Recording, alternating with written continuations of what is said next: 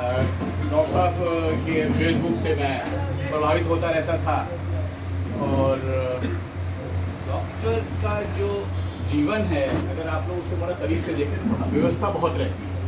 घर भी चलाना होता है, मरीजों को भी देखना होता है और डॉक्टर साहब इतना बड़ा बैर खड़ा करके और जैसा अभी ननवार साहब ने बताया कि उसको भी वो समाज सेवा के लिए भी समय दे रहे हैं और समाज सेवा के देने के लिए जो उनके विचार हैं वो इतने प्रभावित हैं कि जैसा उन्होंने कहा कि हर यूथ को उसमें इन्वॉल्व होना चाहिए और ये बात सही है। और ये बड़ी हम लोगों के लिए खुशकिस्मती है कि फर्रुखाबाद में प्राकृतिक संपदा बहुत ज़्यादा है बनिस्बत जो हमारे चारों तरफ जो दूसरे कन्नौज, शाहजहांपुर वहाँ इतनी प्राकृतिक नहीं है। मैं भी फर्रुखाबाद से ही जुड़ा हुआ, शमशाबाद का रहने वाला हूँ। यहाँ पे हमारे पास कैश क्रॉप आलू है, तंबाकू है, जो कि उससे बहुत बड़े बड़े उद्योग बन सकते हैं, यहाँ लग सकते हैं।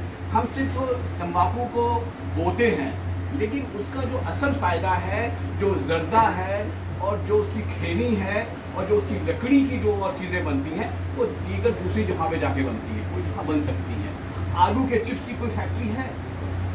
आलू के चिप्स सब खाते हैं, पता नहीं क्या लेज वगैरह जो भी वो कितना किस हिसाब से लेते हैं देखें तो आप लोग। उसकी एक फैक्ट्री लगाने के लिए हम और आप सब संपन्न हैं, लेकिन जब तक हमारे पास सरकार की सुविधाएं नहीं मिलेंगी तब तक कोई भी सक्षम नहीं हो पाएगा, करोड़पति हो या अरबपति हो।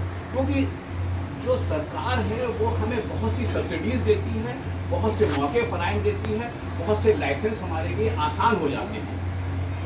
इसलिए डॉक्टर साहब हमेशा और हम लोग जो बात करते हैं कि जो भी यहाँ पे कहना चाहिए रिप्रेजेंटेटिव रहा, किसी भी हैसियत से रहा, चाहे वो विधानसभा का रहा या लोकसभा का रहा, हम सबको बहुत ही अच्छी तरह से जानते हैं। उनके नाम लेने की ज़रूरत नहीं है, उनके कार्य की जिक्र करने की कोई ज़रूरत नहीं है, क्योंकि जब हमें कुछ आज की तारीख में हमें कुछ नहीं नज़र आया, हमें कुछ नहीं मिला, तो हम उनकी किस तरह से तारीफ करें, जबकि वो लोग हर तरह से सक्षम थे। जिस तरह से सुरेश जी को मैं भी जानता हूँ।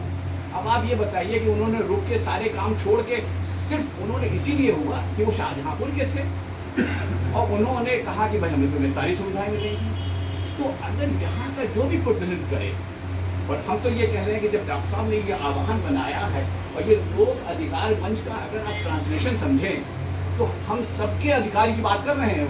वो किसी अपने लिए कोई बात नहीं कर रहे हैं और ये बहुत बड़ी बात होती है। और मैं तो सल्यूट करूँगा डॉक्टर साहब को इसलिए कि उन्होंने इतना प्यारा नाम लोक अधिकार मंच, पब्लिक के सारे अपने अधिकार उनको मिलने वाले हैं। आप डॉक्टर साहब से कदम मिलाएं।